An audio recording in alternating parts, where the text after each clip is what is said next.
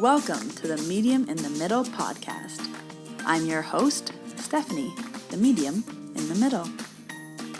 This podcast is going to walk you through my journey into mediumship and how I came to realize that I could communicate with souls that have passed over.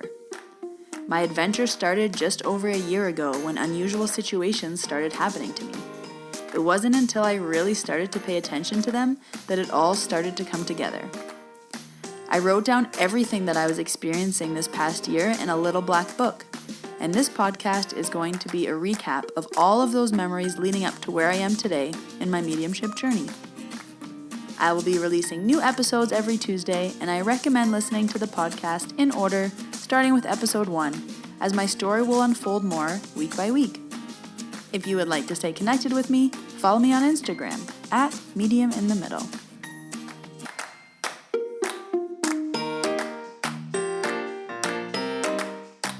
Hello, everybody. Welcome to episode 30 of the Medium in the Middle podcast. Oh, I can't believe that I'm already at episode 30 and telling my journey, sharing it with you all. And this is going into my third week off work in quarantine. So that's pretty wild that it's been 3 weeks already. So I am sending you all some very healing, calming vibes during this time. Something that I've really enjoyed doing is making a to-do list every day so that I have something to focus on and I feel like I'm accomplishing something. Even if it's just like cleaning out the drawers of the cupboard, and then the next day I clean out the drawers of the bathroom, and the next day I clean my closet.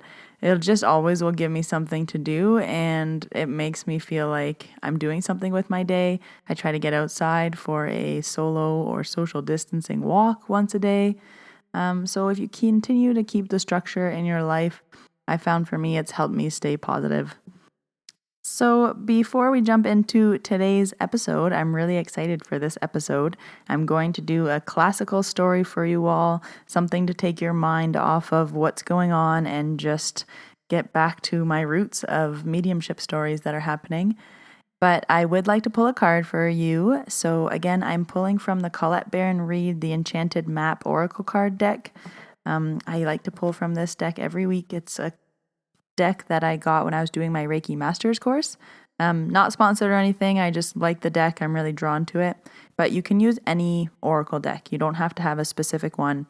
And I like to pull a card a day or a card every few days, just when I need a little guidance from the universe. So today I pulled card number 25, and it is Metamorphosis. You are in the process of deep and beautiful change. The card description.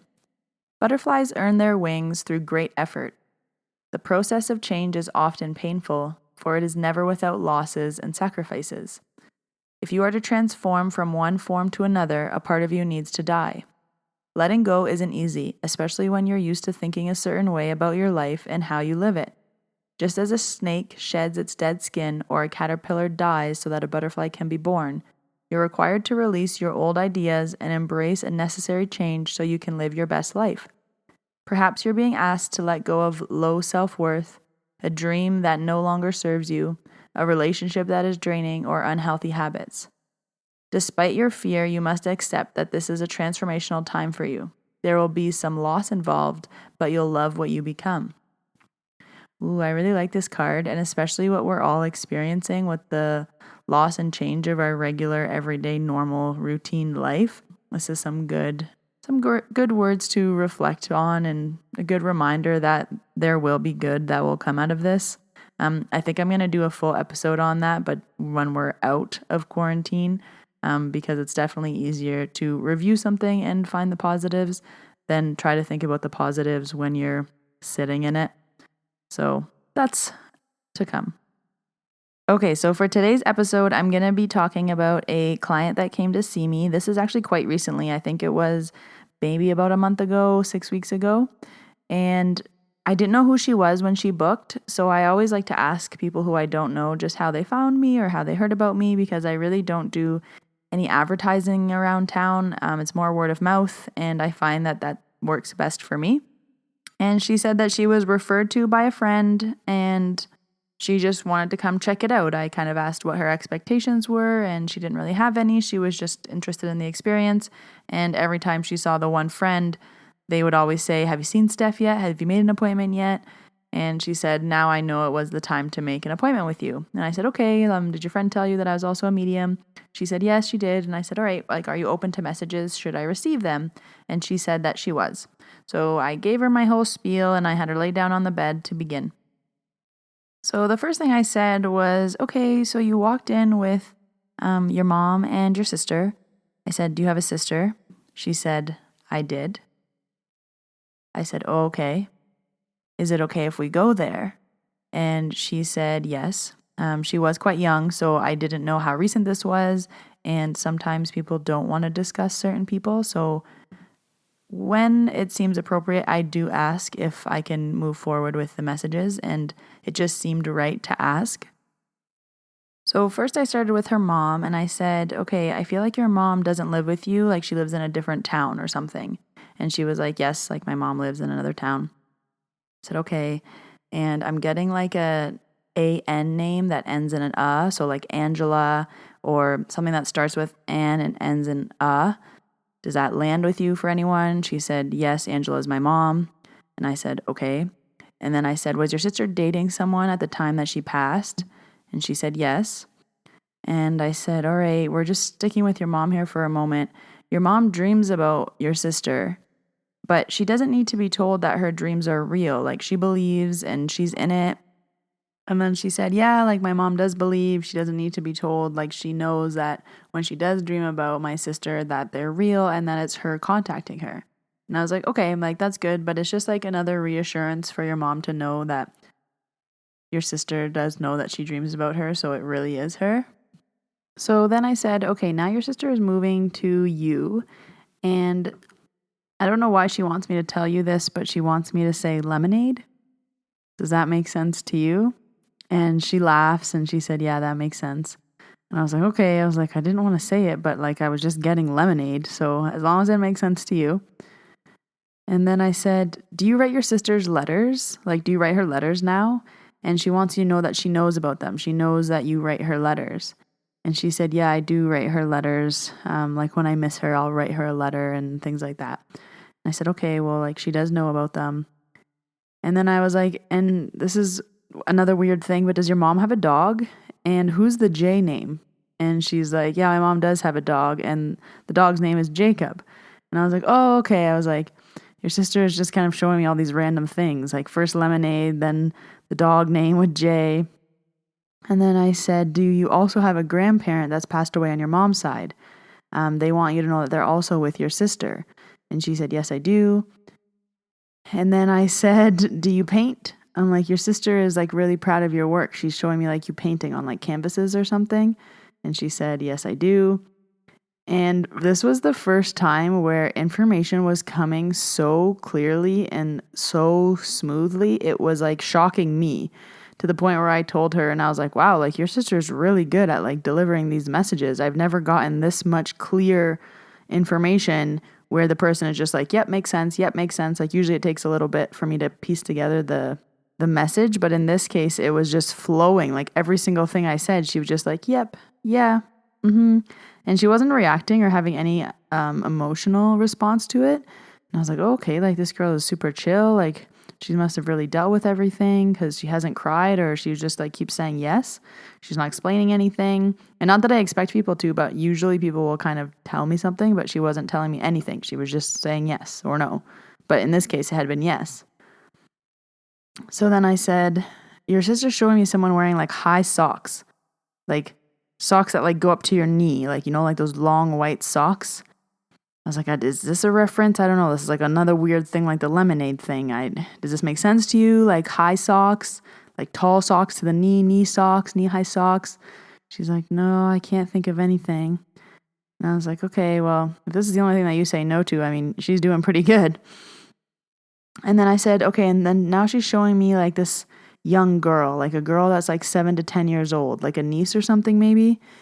And she said, "Yeah, we do have a cousin in that age range." And I'm like, "All right." And like she's really showing me her hair. So did this cousin like have the same hair color as your sister did? And she was like, oh yeah, they did have the same hair color. Then I continued. There's even more. The information was just flowing like crazy. And I said, okay, now we're going to talk about you a little bit. Did you just move, or like, did you change jobs, or like, I feel like you were here and now you're there? Like, it's something big that would have happened. I feel like it's a move.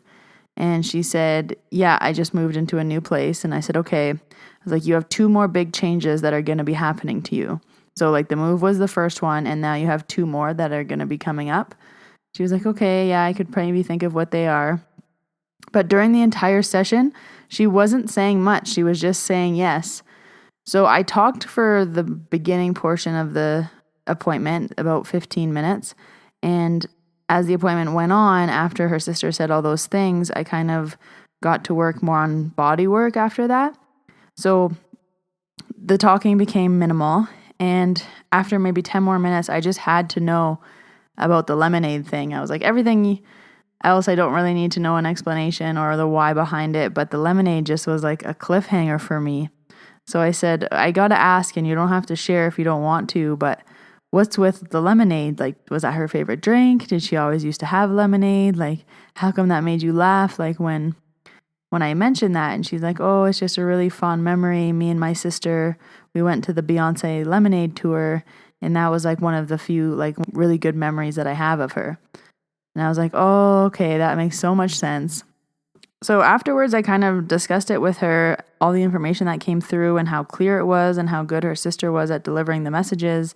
And I was like, you didn't cry or show any emotion. Like, have you dealt with the death, and how long ago was it? And she said, yeah, it was a few years ago. And I do still feel really connected to her. So it is nice to hear these things, but just kind of like her mom, they do already know that she's around all the time, and that provides her with a lot of comfort.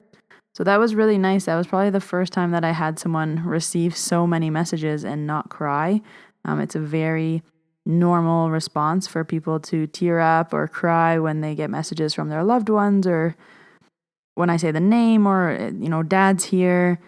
So it was a really unique experience for me, where she didn't give me much information. She was just saying yes, no, yes, yes, yes. And I even told her, I was like, wow, like I usually don't get this much clear information this fast. Like, she literally said all of those things within less than 15 minutes of her walking in the door. So it was a really cool experience for me.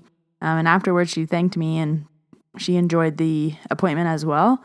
But it was just one of those ones I was like, wow, I got to write this down. Like, Spirit is really telling me that they will communicate strongly, like when they want to or when they need to. So it was a super cool experience that I wanted to share with you guys, the podcast listeners.